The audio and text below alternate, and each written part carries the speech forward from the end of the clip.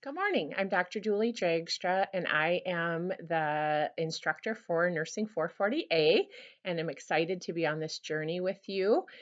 This is where we'll be looking at what community public health nursing is and what resources there are and how those resources have an impact on the individual, the family, and the community.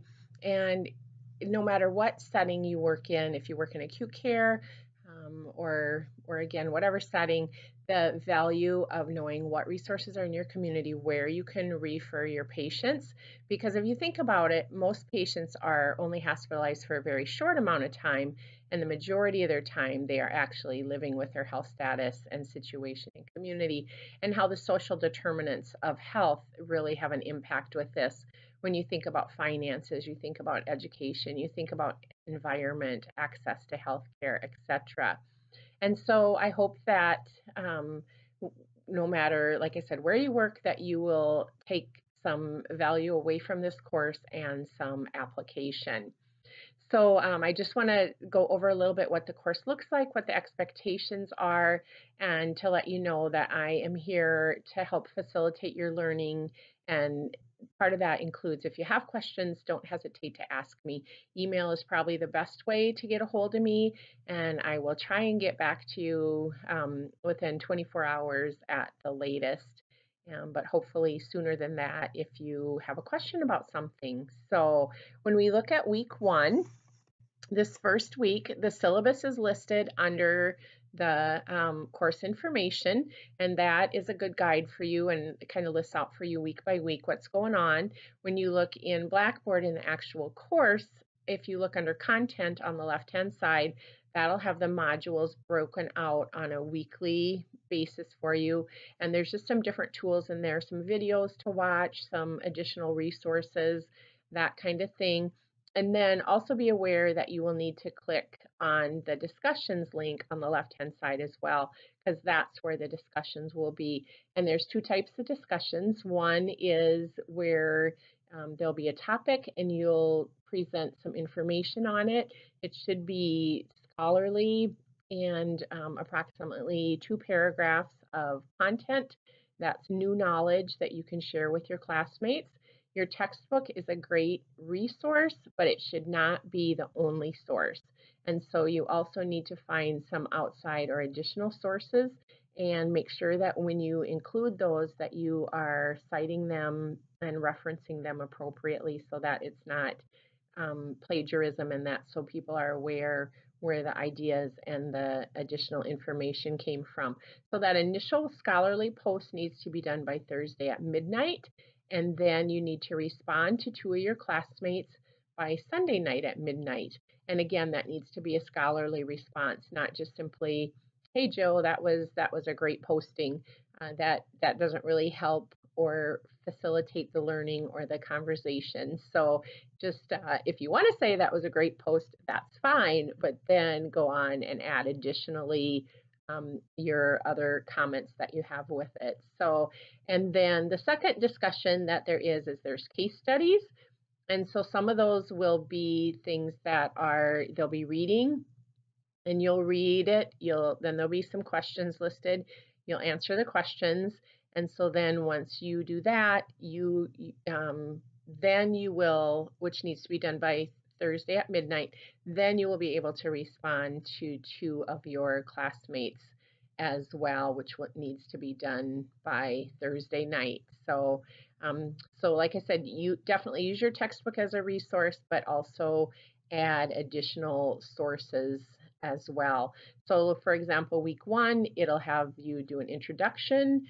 That's just simply so we can all get to know each other, and that's just real general and doesn't need obviously any kind of a resource or reference. And then the first discussion question will be about healthcare, is it a right or privilege? And then the second question will be about the Affordable Care Act. So hopefully that is understandable when you get in there and view it. But like I said, if you have any questions, please don't hesitate to ask me about that as well. So then for the clinical component, this week what you need to do is you need to find that Nursing 440A clinical plan. and it's got the dates for you when things are due, what needs to be done. And then this is the same as I had sent out an email a few weeks ago to kind of prepare you to start looking for these various sites. So what you need to do is map out your clinical experiences. So next week, week 2, you'll interview a public health nurse. So you just need to figure out who that is and make contact with them, get a date set up, and then as you can see, it would be what their name is, an email, a phone contact, and where they work. And then the additional things that you have to do is, I believe it's week 5 that you will shadow a hospice and a home care nurse. Now, if you find an agency that provides both home care and hospice, then you could spend an 8-hour day with them and get both experiences done in one day. If not, then you'll have to find 2 separate agencies, one that does home care and one that does hospice, and spend 4 hours with each.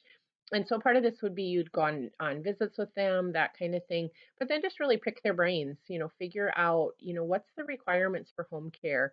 What's the requirements for hospice? How are they similar? How are they different? Which kind of patient would you refer to each setting? What's positive about working in that environment? What are real struggles as a nurse in those environments, etc. So, and then you need to do one of the following, either at a WIC, Women, Infants, Children's Center, or a school nurse, or in an occupational health setting, do 4 hours shadowing. And again, it would be the same type of experience. You'll be doing a county assessment, and it's either a county or a community, depending where you live. If you live in a small community, you'd probably want to do your county, and if you live in a very large city, then it would be fine to just address your city as well. So I would just encourage you, as you start driving around, look at it from a new perspective. What if you were entering that community and knew nothing about it? What would you see as positive, and what would you see as negative? And then you will also do some online work with looking at some different resources, etc., to get some data collection to figure out what's identified as health needs, to figure out some things related to income, that kind of thing. And we'll talk about that more as well. There's also a Solve the Outbreak, which is an online game that helps with looking at epidemics. And then there are some additional case studies. Like I said, there's the 4 case studies that are listed in the discussion section that you'll do online. And then in week 8, there are an additional 4 case studies. Those are due week 8. So the first 4, the online ones, are due when the due dates are posted throughout the course. And then the final 4 are due week 8, but feel free, if you have time, to work on those ahead of time. And those are just information that you'll read, learn, and then complete the worksheets and submit those as an assignment. So the paperwork for the assignments, I'm not going to overwhelm you with that today. We'll talk about that at another time. And then also just know that you need to do a policy paper, or you need to, it's really thinking about it's called a policy paper, but it's really about what is a public health issue that you have either identified through doing your county assessment that you're interested in, or just something that you are passionate about and would like to research further. And again, we'll talk about that as well. Be aware that there are rubrics, which can help you. That's what is utilized for the grading format, but it can also be a guideline for you as you are doing the papers as well. So, and again, like I said, anytime you have questions, please don't hesitate to ask me. I really want this to be a positive learning experience for you. And excuse me, my phone is ringing. So just a moment. Sorry about that. So, alrighty. And then when we look at week 2, looking at the public health nurse, doing the interview for that, if you look in your book, there's the 9 essentials. So that's where you're going to get the questions from. That's page 1056 to 1061, Appendix F1.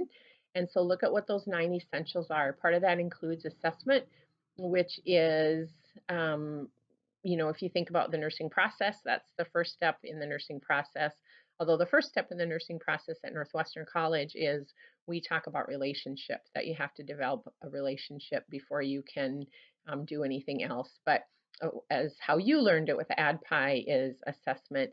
It's also looking at epidemics.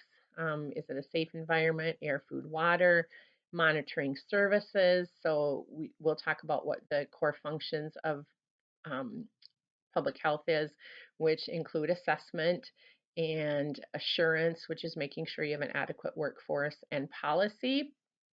And also a huge amount of public health is at prevention and promotion, and research, evidence-based practice is another role, and then the value of networking and partnershiping. So with that, public health interview, kind of look at those 9 essentials. You might even want to take your book along with you so that as you're discussing it with your public health nurse, if they have any questions, you can kind of refer to that as well. So develop some questions, interview them, and then follow the format to write the paper.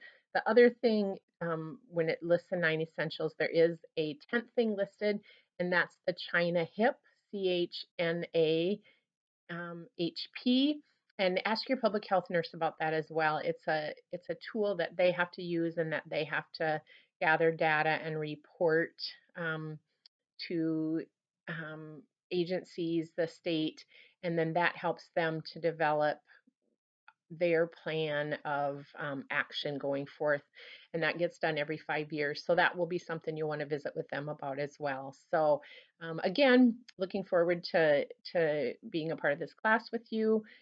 I'm here to help you, and so don't hesitate to reach out to me if you have anything. So thanks, and have a good day.